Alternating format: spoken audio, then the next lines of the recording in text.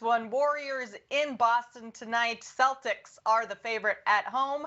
They're laying 3.5. Total here, they're laying 4 rather. Total here is 213.5. Things are ticking up quite a bit. The total's kind of been all over the place. Dropped down to 212. Now we're back up to 213. Series is tied 1-1. So Alex, what is your play in this game?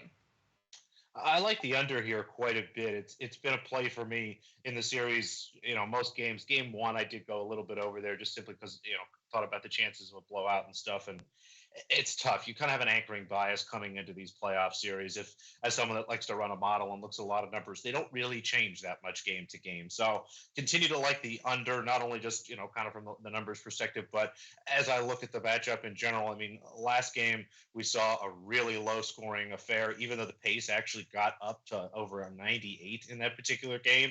The first game was only around 94. We saw the shooting come back down to earth for Boston, a little bit for Golden State, and things just generally evened out. Now, I don't think we're going to have maybe another 195-point game, but I also wouldn't be surprised if we do.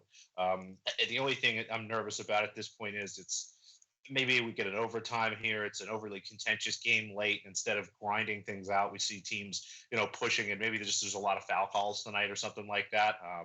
Wonder what kind of impact the officiating crew will have tonight. It's always hard to tell, but and the other concern is the market has gone against us. It's the total, like you said, it went from 212 for just a little bit, but looks like maybe that was a little bit of a head fake here to get a better number, pushing it from 212 and a half down to 212. We're up to 213 and a half right now, and it looks like it's going to continue to tick up. The juices I'm seeing on the over continues to go, and the market's been sharp on these totals. They bet the over in the first game, net cash. They bet the under in the second game, net cash. So maybe I'll get lucky and go against the flow this time. You mentioned that maybe we'll see more fouls in this game, wondering kind of how the refs are going to play this game in Boston. But so far, the refs have been letting them play. Only 35 total foul calls in Game 2, 29 in Game 1, and only 51 combined points in both of those games from the free throw line. So I'm with you, Alex. I'm going to take the under in this one, thinking that we might see a similar storyline in which the refs are letting these two teams play, and that not necessarily speeds the game up, but obviously doesn't allow a whole lot of shots from the free throw line. Klay Thompson, Jordan Poole, been subpar, I would say. Klay Thompson actually not that great at all, but Jordan Poole got going a little bit in that last game. But for Klay Thompson to get going in the series, I think he will at some point, but probably not on the road. First game on the road for the Warriors since May 24th, and only their fourth road game since May 4th. So Warriors haven't been a great road team thus far. Klay Thompson needs to get his shooting going at some point, but I just don't know if it's their first game on the road in weeks. And then following games where Boston's had more than 15 turnovers, they are 14-6 to the under. They had 19 turnovers in Game 2, so I expect them to clean that up quite a bit and not allow many easy transition baskets for the Warriors. So I'm with you, Alex. I like the under in this one, 213.5 right now. See if that even ticks up a little higher and get a little bit better number there. Chris, what is your play? Yeah, I think you guys are definitely on the right side with the under. We've seen it in those first two games that the referees are allowing these players to play, like you said, Kate. Now, I'm a little concerned that might change in this game, especially, there has to be a circle around Draymond Green a little bit. I mean, his name has just been spoken, so much over the past few days, and some of the things that apparently he got away with. I mean, I don't know how much I can look into that because the Celtics are usually the really physical team. So you can't complain about that if that's your MO to bring that every game, right? And I don't know if Draymond's going to stop.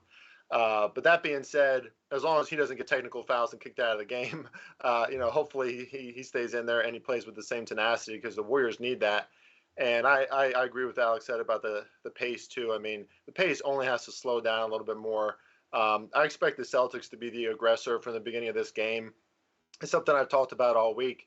When the Celtics are not the aggressor to start the game and they, get punched in the mouth, so to speak, they tend to fold a little bit. They tend to tighten up on offense, go back to more ISO ball. They kind of lose their identity. And I think it's really important at home, especially how that last game ended, right? The Celtics basically gave up in the second half. I expect them to be really buttoned up. That's what they've done. They've showed us they can do that time and time again. They've never lost two games in a row in the postseason. They rarely lost 2 games in a row in the regular season. And they're a team that usually responds. They're beating teams by a margin of, I think it's either 13. This is a big, I got to check my Twitter now, guys. We're going live on Twitter because I can't say this stat wrong. But the Celtics, after a loss, they've won by an average margin of 13.2 points in the next game. So they're not only winning, but they're winning by great margin. So I just expect to see the best version of the Celtics tonight. I think this is, of any game in this series, we're probably going to see the best version of them. You know, Ime Udoka, he gets 3 days to prepare his team. I know 2 days in between, but 3 days theoretically if you count the hours. So the Celtics should be very prepared, very buttoned up for this. They are at home. It's a high-pressure environment always in the NBA Finals. It's going to be even more pressure being the favorite at home, but I think they handle it well from the very start and try to overwhelm Golden State. So I'm going to go with the Celtics in the first quarter. Agree with the total game over, but I would look to bet maybe if you want a contrarian angle to that under or maybe a hedge. Those third quarters, we know Golden State's going to attack, and they're going to try to increase the pace. Total still around 52 for the third quarter. So maybe, especially if this game starts off really slow, like I expect it to as well, maybe a nab the third quarter over or third quarter with the Warriors once again, because why not? But I think this is all Celtics tonight, guys. I think Celtics take first quarter, first half, you name it. I would just rather take the first quarter in a hot start. Yep, I would agree. I like your first quarter. I also like the first half. I believe they're -2.5 in that first half. Alex, game one was Celtics. Well, Celtics in the fourth quarter. They won that one. Game two, pretty much all Golden State. So postseason's all about adjustments. What adjustments do the Warriors have to make to, I guess, play a similar game to game two or avoid what happened in game one? I talked about the adjustment that the Warriors needed to kind of thread the needle of playing better on defense, but keeping the pace high. And that's exactly what they were able to do. If this game gets to be slow, I think things get a little bit ugly. If they're not able to shoot enough threes, they don't necessarily make enough. Boston likes a nice, slow, ugly game here. So if you're Golden State, you want to come out here and, you know, have a decent first quarter. You don't want to go into halftime down too many points if you're down at all. And just make sure the pace is high. Make sure that, you know, Steph is getting looks. And if Boston's getting to the line, so are you. Golden State sometimes can really slow down in their fervor to attack the basket. And if Boston gets out here, maybe a little home court whistle. Again, Chris mentioned they're talking about Draymond. They're going to be watching out to see who he tries to tackle tonight, and there's going to be more foul calls. So Golden State's got to try to, you know, mitigate that a little bit and attack the basket. So curious to see if they can do that. Yeah, Draymond Green's pulling down Jaylen Brown's pants. He's setting like 3 moving screens in a row. I appreciated that.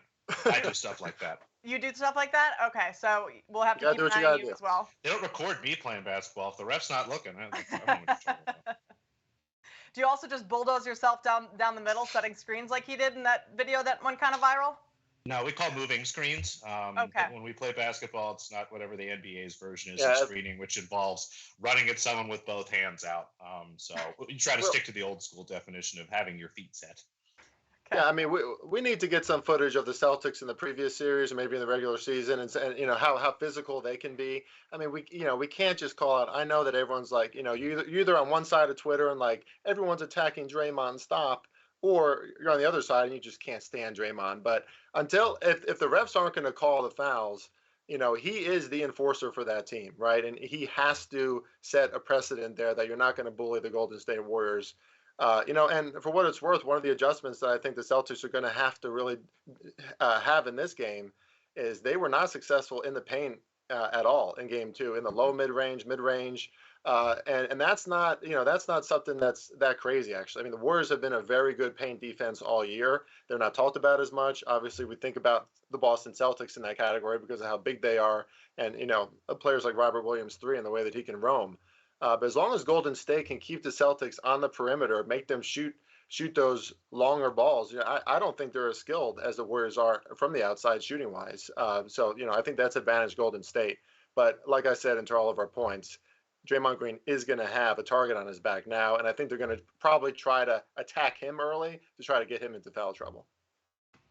Yeah, talking about points in the paints, Warriors 40-24 in game two. Yikes. Yeah, Celtics need to make a few adjustments there. So for official plays for this game, Chris is going to play the Celtics first quarter -1.5. Alex and I are both taking the under 213.